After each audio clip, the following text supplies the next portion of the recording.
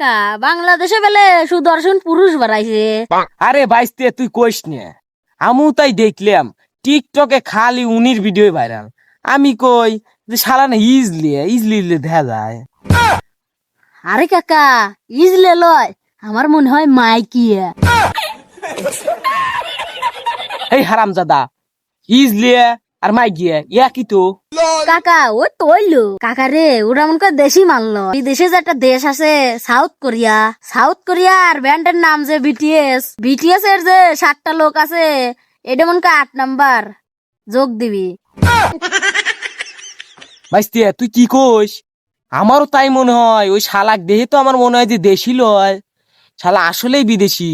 বাইস্তে top করলো, আমরা টিকটকে ঢুকে গিয়ে নাই হলে গুগলে যাই। কাকা গুগল মুগলে যাওয়া লাগবে না, ওটা খারাপ জিনিস আসে। আরে বাইস্তে আচ্ছা, ও প্রসঙ্গ বাদ দিলাম।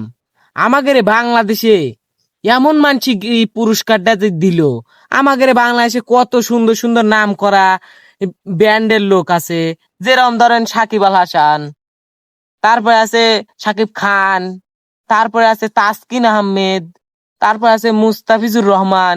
আর ইগেরে দেওয়া বাদ দিয়ে দেয় কিনা এটা বিটিএস।